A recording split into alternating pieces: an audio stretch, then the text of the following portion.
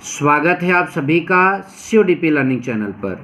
इस वीडियो में हम आपको क्लास 10th विषय हिंदी में जो आपका दूसरा क्वेश्चन होता है जो कि काव्य से रिलेटेड होता है, उसमें आधुनिक काल से रिलेटेड जो भी प्रश्न बनते हैं वो कॉन्सेप्ट वाइज आपको समझा देंगे और आपको ऐसा समझाएंगे कि आपको याद भी रहेगा वो सारा क्वेश्चन।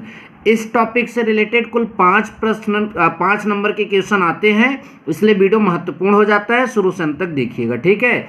पिछले वीडियो में हमने काव्य से रिलेटेड रीतिकाल के बारे में बताया था, जिसका वीडियो जो है प्लेलिस्ट में लगा हुआ है, जाकर देख सकते हैं। सबसे पहले आधुनिक काल की बात करें तो इसका समय अर्थात काल कहाँ से कहाँ तक है, 1850 से अब तक जो समय है वो आधुनिक काल के नाम से जाना जाता है, ठीक है। आधुनिक काल को बहुत भागों में बांटा गया है। तो इसका पहला भाग भारतेंदु युग, दूसरा द्विवेदी युग, तीसरा छायावादी युग, चौथा प्रगतिवादी युग, पांचवा प्रयोगवादी युग और छठवां नई कविता युग, ठीक है। ध्यान दीजिए कितने भाग में बांटा है, पहले ये ध्यान से समझ लीजिए। भारतेंदु युग, द्विवेदी युग, छायावादी युग, प्रगतिवादी युग, प्रयोगवादी युग और नई कविता युग। अब इतना होने के बाद हम भारतेंदु युग के बारे में डिटेल यहाँ पर आपको बता रहे हैं। इसका काल जो है 1868 से लेकर ये 1900 तक का इसका काल है। 1868 से 1900 तक का समय जो हिंदी काव्य में है वो भारतेंदु युग के नाम से जाना जाता है। किन के नाम पर पड़ा, तो ये भारतेंदु हरिश्चंद्र के नाम पर जो है ये युग पड़ा था। इसकी विशेषताएं लिखने के लिए अगर आ जाए तो आप दो विशेषताएं वैसे पूछता है, ये दो विशेषताएं आप लिख दीजिएगा। स्वदेश प्रेम और समाज सुधार। स्वदेश प्रेम और समाज सुधार जो है भारतेंदु युग की प्रमुख विशेषताएं हैं। प्रमुख कवियों की बात करें तो भारतेंदु हरिश्चंद्र जो कि इनके नाम पर ही है, इन्हीं का नाम है। दूसरा प्रताप नारायण मिश्र, तीसरा अंबिका दत्त व्यास और चौथा जगमोहन सिंह। फिर सुन लीजिए, भारतेंदु हरिश्चंद्र, प्रताप नारायण मिश्र, अंबिका दत्त व्यास और जगमोहन सिंह भारतेंदु युग के प्रमुख कवि हैं। अब आप क्या करें, जल्दी से फटाफट इतने का स्क्रीनशॉट ले लीजिए जल्दी से आप, ठीक है। फिर उसके बाद मैं द्विवेदी युग के बारे में आपको बताता हूँ। अब देखिए द्विवेदी युग के काल की बात करें तो वो 1900 था, ये 1900 से लेकर 1918 तक। विशेषताएं, तीन प्रमुख विशेषताएं: राष्ट्र प्रेम की भावना, इतिहास पुराणों पर आधारित रचनाएं, खड़ी बोली की प्रतिष्ठा।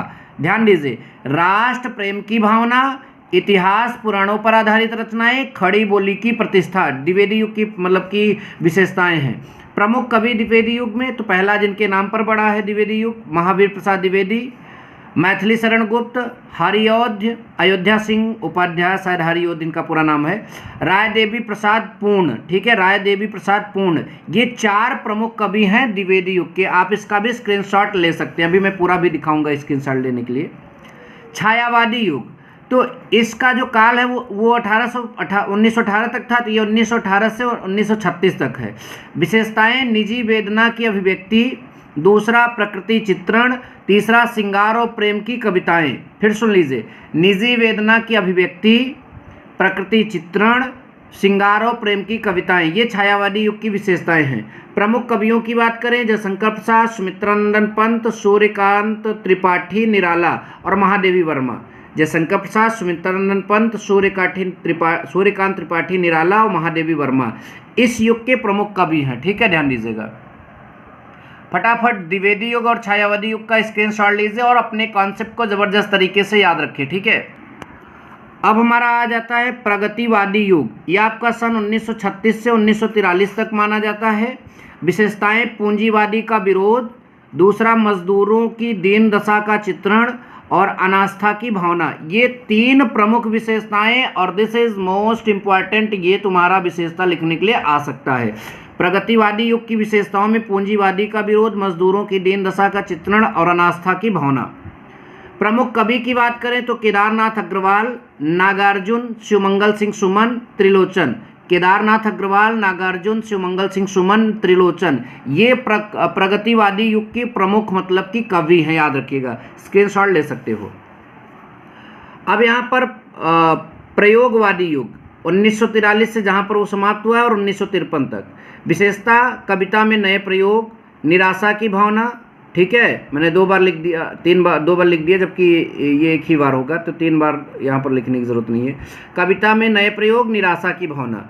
प्रमुख कवि अज्ञेय, मुक्तिबोध, रामविलास शर्मा, शमशेर बहादुर सिंह। ठीक है, फिर सुन लीजिए, अज्ञेय, मुक्तिबोध, रामविलास शर्मा, शमशेर बहादुर सिंह।